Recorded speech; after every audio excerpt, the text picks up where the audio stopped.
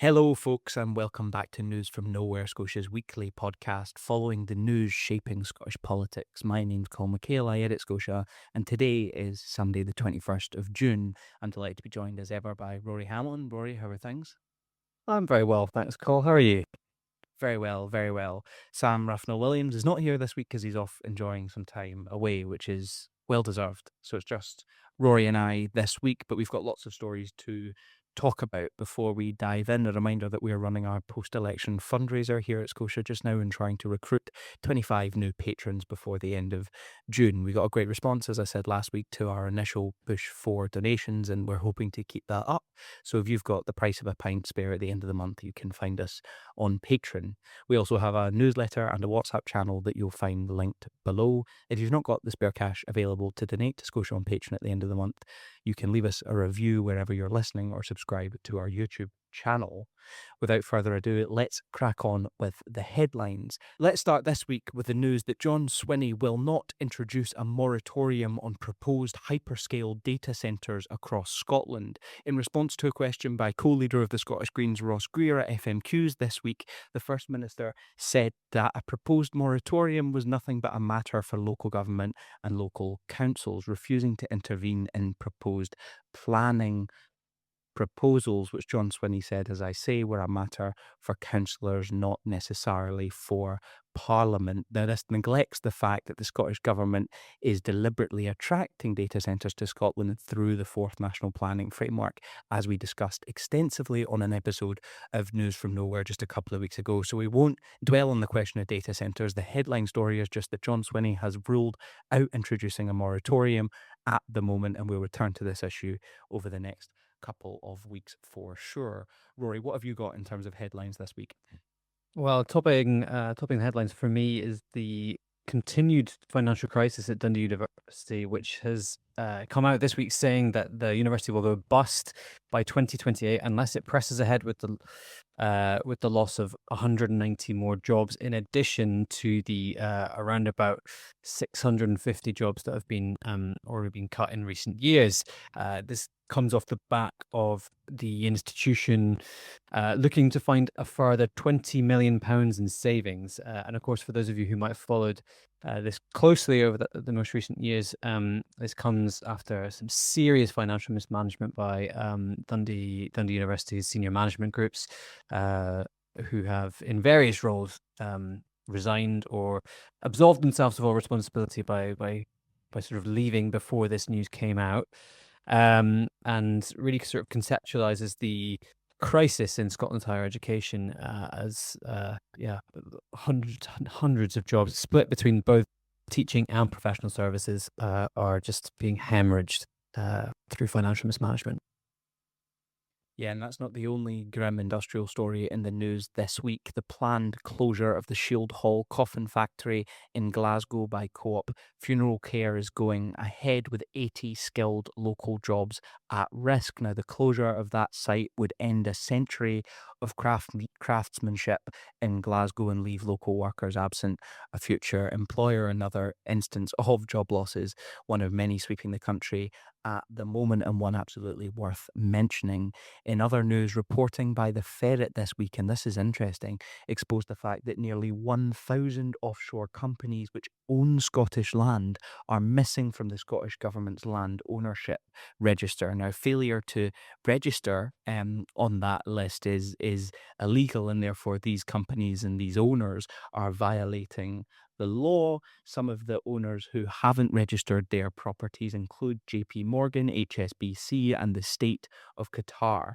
Some of the Scottish properties not declared on this register include things like castles, sporting estates, and major city centre properties. Now, this is an interesting story, not least because the Scottish Government, as we have talked about continually, has failed to get a grip on the land reform agenda. This was a announcement a piece of legislation they implemented a couple of years ago, this land register, which was designed to try and get a handle of it.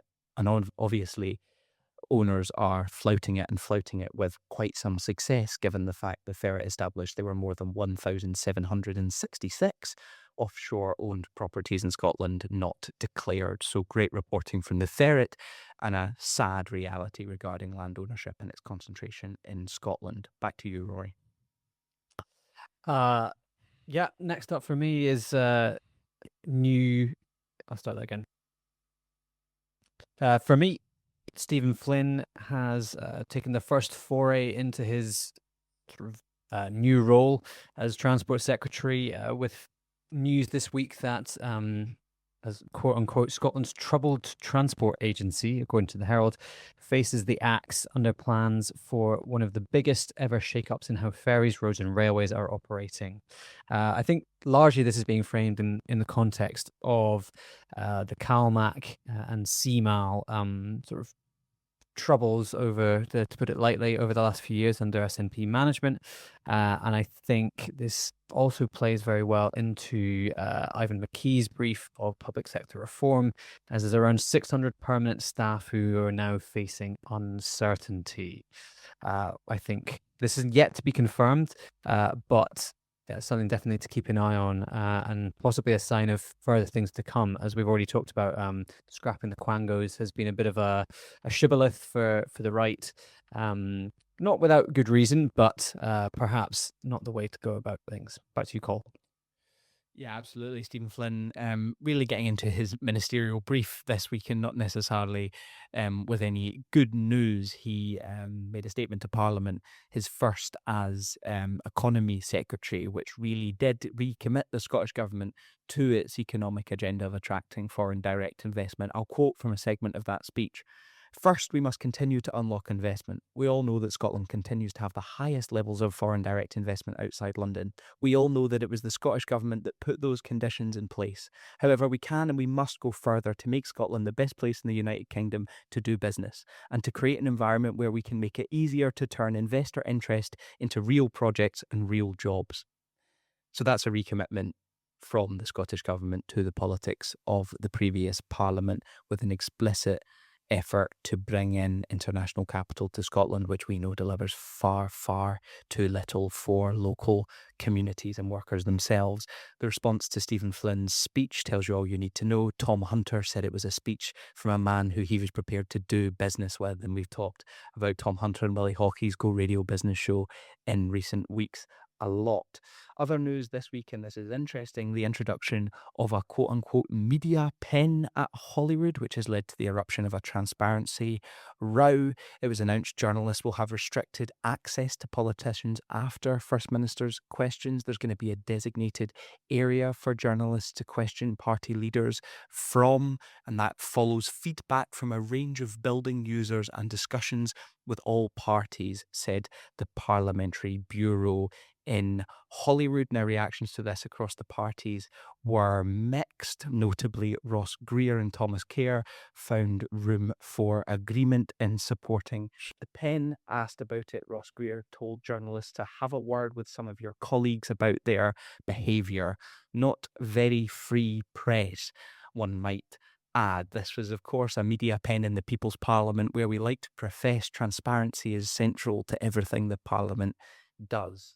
We can move on probably to the substantive stories of the week, which are, of course, the 3 by-elections which took place on Thursday in Makerfield, where Andy Burnham was elected, but also in Arbroath and Broughty Ferry, as well as Aberdeen. We're going to talk about the 2 Scottish instances. We're going to talk about the 2 Scottish by-elections first, and then turn our attention down south to Makerfield. Let's start with the results from Aberdeen, where Douglas Lumsden was elected for the Conservative Party, taking the seat from the SNP. These by-elections, of course, triggered by the election of both Stephen Flynn and Stephen Gethin's to Holyrood in May. They were MPs and had to resign their seats. Douglas Lumsden won the seat, Aberdeen South, with 49.5% of the vote, doubling the Tories' share. In fact, more than doubling the Tories' share of the vote on 2024, so gaining it from the SNP, who came second with 28.8%. 8.6% of the vote. That's a 5% drop on their 2024 share. Reform a distant third with 8.6% of the vote. Scottish Labour behind them with just 5.4%. So that was Aberdeen South. Let's just go over what happened in Arbroath and Broughty Ferry briefly before I throw to Rory for some analysis. The SNP held that seat. In fact, they increased their vote share. Lara Bird elected to succeed Stephen Gethins with 41.2% of the vote, an increase of 5.9% on 2024. It was the Conservatives' turn to come second in this seat with 19% of the vote, but it was a close second with Reform biting at their heels, winning 18.3% of the vote, doubling their return on the 2024 election. Again, Labour behind them with 15.4% of the vote. Two pretty significant by-elections in a region of the country which is critical to Scottish politics at the moment. Rory, what did you make of the results? Yeah, I think. Sorry, just taking a note there. Yeah, I think there's three sort of takeaways I've got from these two elections. Firstly, around the framing of the Aberdeen by-election. Secondly, the total collapse of the Labour vote. And lastly, I actually think, despite Reform doubling their vote in Arbroath and Broughty Ferry, their failure to capitalise on their oil and gas messaging around sort of drill baby drill in Aberdeen South was really a missed trick in what was I think probably a very disappointing day overall for Nigel Farage, and we'll get on to talk about Makerfield a bit later.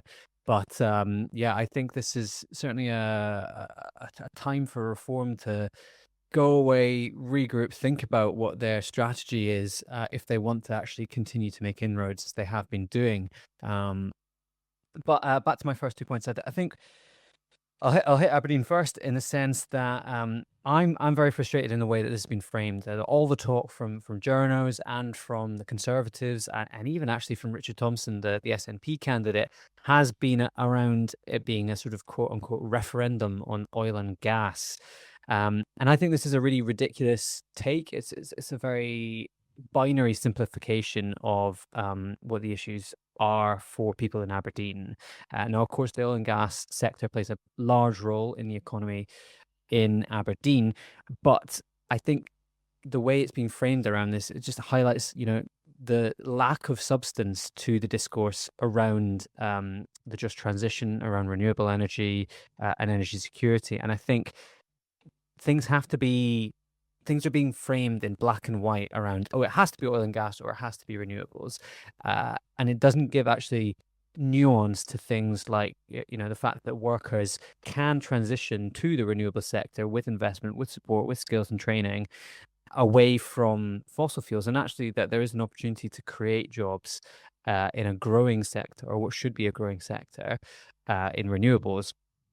But this, I think the constant shocks to the energy economy, whether that's the Ukraine war, whether that is COVID, whether that is the closure of the Strait of Hormuz, I think it's all a chance to highlight the need for greater investment in renewables, and I think this is really missing. In fact, one framing of this in the sort of unpicking the bones of it, why did the SNP lose? I saw John Swinney, as he's talked about previously, reiterating the need to scrap the energy profits levy, or the windfall tax, which I think is ridiculous when you think about what the energy profits levy is for. It's a tax on profits.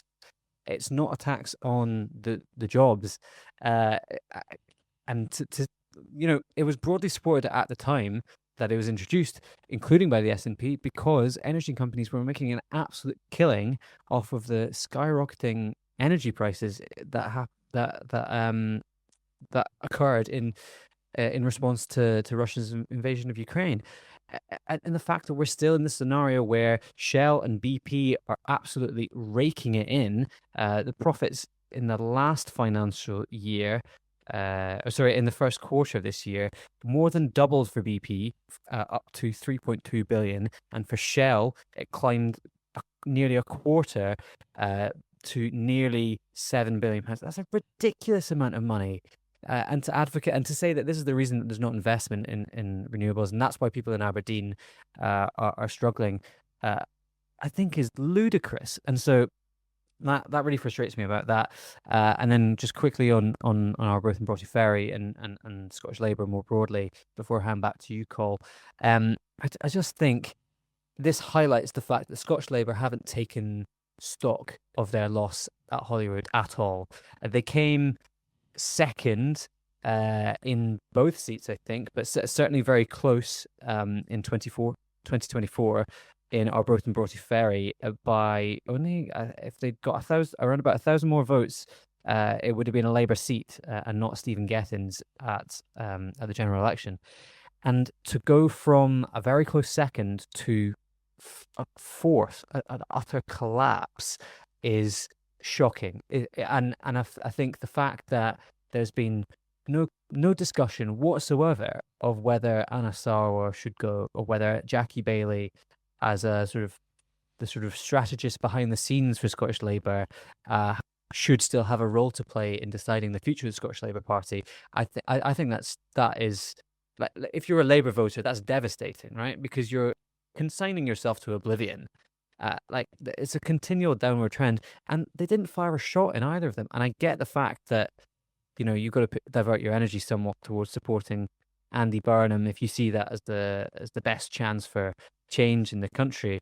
But come on home territory, on somewhere that you were 1,000 votes off, I think that's a damning indictment of the Scottish Labour leadership's attitude towards electoral politics, and actually towards what the offer is for local people in communities like Arbroath and Broughty Ferry as well. What did you make of it, Coll? Yeah, I'll come to Labour in a moment, but I guess the point is these are both former party heartland seats, and 5% and 15% respectively is an abysmal showing. Fears in the run up to the election that the party might even lose their deposit. So really, really something worth dwelling on, and I'll come back to it in a moment. I think your point about framing these by-elections, particularly Aberdeen, is critical, right? So the framing coming out of these elections is this was a referendum on oil and gas and further extraction in the North Sea, and the Tories won it. And therefore we must plough ahead with Jackdaw, Rosebank and others in the North Sea. The problem with that is it admits the fact that the SNP, the Scottish Government, and for that matter, the UK Government, have failed wholeheartedly to provide an alternative in the form of a just energy transition. And arguing that this is an election which depends on further oil and gas extraction is a deliberate obfuscation of that point. It's a deliberate obfuscation of the fact that as we are losing 400 jobs every month in the Northeast, there is absolutely no movement towards an industrial strategy that is going to provide just, secure, unionised, well-paid employment for those workers, right? So what this is in actual fact evidence of is discontent with the absence of an alternative. It's not a mandate for further extraction, far from it. It's a resounding rejection of a sector and a part of the country which has been ignored for a whole number of years, whose prospects have been dimmed by a failure of political action in Edinburgh and in London. We live in a society in which we are creating one green job for every £1 million of turnover in the renewable sector. Now, that is not sustainable. And why, if you were in Aberdeen, would you vote for that? Would you vote for any government that has overseen a scenario in which there is widespread deindustrialisation sweeping the east coast of Scotland, Petrofac in Aberdeen very close to disappearing, and thousands of jobs with it? Only at the end of last year, Grangemouth, Mossmorton, we've recited these employers countless times. That's the status quo, right? And that's what was rejected. To say it was about oil and gas is one thing, but it is to neglect the reality that the absence of an alternative is so glaringly obvious, right? And if I may, actually, just on that, sorry, Coll, it doesn't reflect the reality of public opinion towards renewable energy, which is broadly positive, particularly around the need to transition away from fossil fuels. And it doesn't reflect the reality of research done by the likes of Friends of the Earth Scotland and Platform around oil and gas industry workers' views towards a just transition, who are broadly supportive where there is support for them to go into those jobs. And that, I think, was wholly lacking from this conversation. And it doesn't reflect the reality that the SNP have already pivoted on oil and gas, right? I mean, John Swinney has already indicated support for further extraction when, quote, climate compatible, right? So it's like, what more can the SNP do on oil and gas? Well, maybe the problem isn't their opposition to further extraction or their perceived opposition to further extraction. Maybe it's the fact that they are woefully failing to deliver good green jobs for that part of the country, right? And not standing up to employers in the event that they withdraw with devastating consequences for communities and workers. And it's interesting when you dig into the backgrounds of the people who have churned out the narrative that says this is about oil and gas, right? So Jeff Aberdeen on Holyrood Sources said that the result in Aberdeen South was in fact a consequence of the SNP's ambivalence towards the future of oil and gas. I think his line was something to the extent that the party had not been forceful enough or clear enough in its position, right? Jeff Aberdeen, as the managing partner of True North, has among his client base, or at least has had among his client base in recent years, BP and Shell.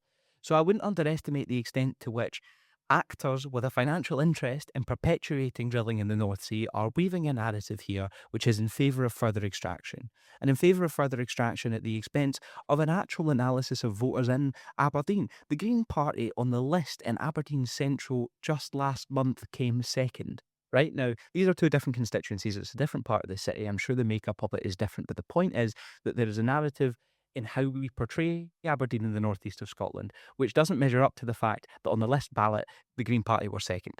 And I think that it's important that we push back against some of this stuff critically when the just transition is absent from the framing in favour of oil and gas as the central point. The SNP again blamed their defeat in Aberdeen on tactical voting, right? That's not good enough. That's not good enough excuse. No one's going to believe it. Tactical voting always happens. Tactical voting is a feature of Scottish elections and has been since the referendum, and increasingly so. What has happened following the result, following the defeat in Douglas Lumsden's victory, is this sort of not so quiet, not so well hidden infighting going on around Stephen Flynn, who, of course, resigned from Westminster and triggered the by-election, and therefore does bear some responsibility, certainly, for the defeat. One of John Swinney's former advisors reflected on his analysis of the result, which effectively said questions needed to be asked and answered, and the former special advisor, Kate Higgins, I think it was, suggested that Flynn himself had questions to answer, of course, because his resignation triggered the by-election. But the point, I suppose, of this infighting is, once again, it neglects the conversation we've just had about the centrality of the just transition. There's nobody in this sort of round of SNP battles coming to the fore saying, well, maybe the problem is the fact that we need 17 offshore wind turbine manufacturing plants in Scotland if we're going to honour the ScotWind supply chain commitments, and currently we have zero. Perhaps it would be wise if someone in the SNP made that argument and suggested correcting it, not just for the party's fortunes, but for Scotland's industrial future, because it's pretty urgent and it's nowhere near the front of the queue in terms of priorities. One last point before we move on, or a couple. I think that this is an interesting illustration of just how thin the SNP's political approach is at the moment and has been for a while. The framework in which the party is operating is still one really that came out of the 1970s and the Scotland's oil campaign. It's a framework of petronationalism. You either drill more or you don't. And that's the debate going on in the SNP. There's no conception of a broader economic shift. There's no conception, as I just said, of green reindustrialisation. The debate is pretty simple. And neither side is particularly interested in a workable future for the nation or has a plan as to what it might look like. Petronationalism of the kind that the party advocated throughout the latter half of the 20th century isn't going to work anymore. It's just not. And we know that because we know the basin is declining in the North Sea. We know that the downturn in employment began well before Nicola Sturgeon's pivot away from further extraction. That's the reality. Jobs were disappearing in the northeast as a result of that declining basin from about 2014 onwards, if not before, and disappearing at an increasingly rapid rate. So I think there is a point now about the SNP's political project revealing itself to be quite thin, because ultimately, when put on the spot, when confronted with the challenges faced in the Northeast, both by a declining North Sea basin and consequent disappearing jobs, the party's only response is to say, well, actually, more oil or less oil. That's the debate. Right, let's move on to Makerfield briefly, which may yet prove to be the final nail in Keir Starmer's coffin. We're recording on Sunday the 21st of June. The chat is that Keir Starmer will resign tomorrow, Monday the 22nd. Who knows if he will or not? Donald Trump seems to think he will. He's tweeted or posted on Truth Social suggesting that the Prime Minister is going to go tomorrow. Perhaps he's got a better eye to the future than we do. But let's talk about Andy Burnham's victory in Makerfield, Rory, and what it means for Scotland, where he won more votes than all of the candidates running against him combined. It was a victory that was really won on a personal mandate, as he promised to push Keir Starmer out of number 10 and insert himself in there. What did you make of Andy Burnham's victory? I mean, my first takeaway is probably that, like, what an astounding result. To gather that much support, I think is pretty phenomenal, I have to say. And as you say, Coll, it is truly a personal mandate. I think that they keep talking about the Burnham effect, and what that has on polling. And I think it's come true here, and I think it's a real trouncing for reform. The fact that not even Restore to their right would have been enough to even come close to Andy Burnham says a lot about Andy Burnham's personal brand, and I think, yeah, it's worth noting. I mean, I'm thinking about this slightly in the context of what you were just saying about Anna Sarwar, in that Anna Sarwar congratulates Andy Burnham first. Back when calls for a ceasefire in Gaza were first coming out, it was Andy Burnham and Anna Sarwar and Ellen Morgan as the sort of regional leaders, quote unquote, who came out in favor of a ceasefire contra the Keir Starmer position. And I think, I mean, it says a lot about the way, and we've talked about Anna Sarwar sort of wanting to be mayor of Glasgow, but for Scotland. In the past, and I think it sort of really says about where does Scottish Labour see itself in that context, is it is a regional, like, organisation, the branch party, as it were. But on Andy Burnham's win himself, I think Reform's candidate really came up. He fucked it basically on Question Time. The sort of indefensible comments about women in the past was visibly unpopular, and it was very easy for the Labour Party to sort of point to that as a record compared to Andy Burnham's.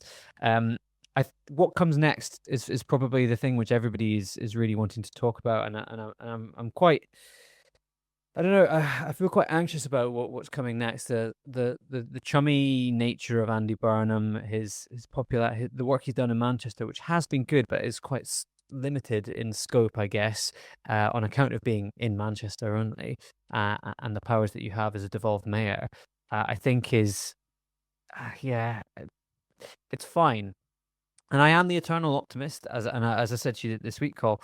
I'll take from his prospectus what you can get in terms of public ownership or control. He's quite vague, over energy, over water, transport, and I think those things would be a good starting point for pushing us towards a more democratic settlement in this country. And if he sticks to his word in his book, where he talks about sort of greater PR and devolved power away from Westminster, then that would also be good. But I don't think fundamentally that's going to happen. It's very, very hard to do in the context of the UK. And this is the thing. Sam talked about this in the past, with regards to Andy Burnham's brand being built on an opposition to Westminster. And now that he's in Westminster, how much capital can he actually make out of that without having a Liz Truss type moment, I guess, as it were? And Andy Burnham's talked about the bond market not being in hock to the bond markets before, and then rowing back on that out of fear. Now I think that there are ways to sort of assuage that, in the sense that markets want stability as much as anything else, and I think that's what Liz Truss didn't give them.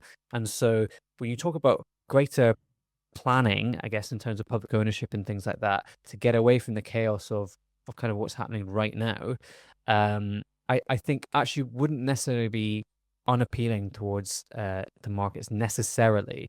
Not I'm not sort of branding all of them as suddenly market economy converts, but sort of state planned economy converts.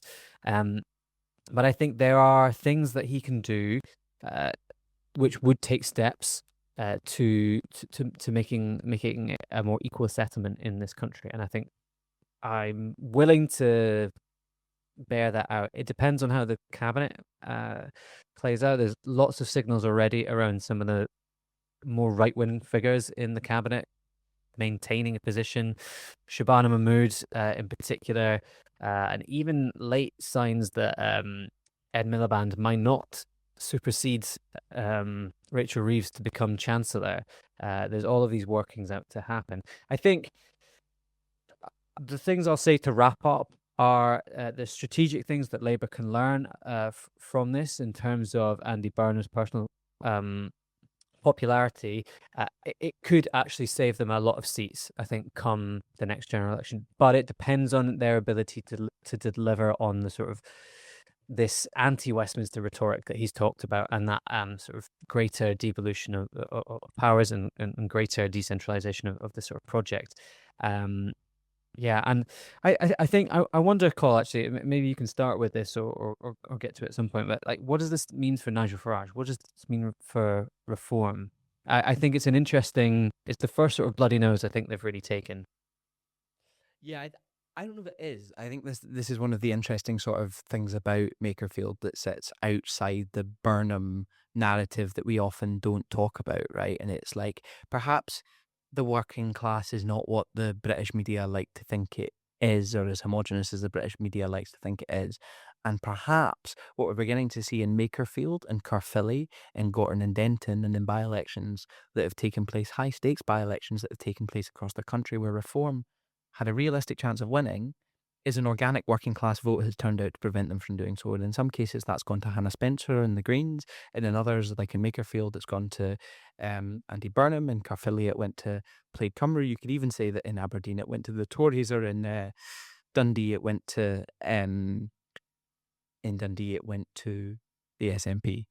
And I think that this is interesting because it suggests that Farage does have a problem in these high stakes contests, where a lot of emphasis can be put on reforms failings and on the horrific things their candidates have said in the past, etc., etc. So I think in some ways that's what it means for Nigel Farage. It's alarm bells for reform, and good news for us that that organic working class anti-reform vote seems to be holding up in each of these by-elections. Let's leave it there for this week. We can return to the question of Andy Burnham and his politics, I think, in future episodes, and we'll need to review Keir Starmer's record in office, perhaps on Nesta Fearties. But in the meantime, thank you for listening. Thanks to Rory for joining me. We'll be back next Monday with Sam 2. If you've enjoyed the podcast, you'll find us on Patreon. You can support Scotia for as little as £5 a month. We really do appreciate every penny you've got. If not, then please review the podcast wherever you're listening, and we'll see you soon. Cheers.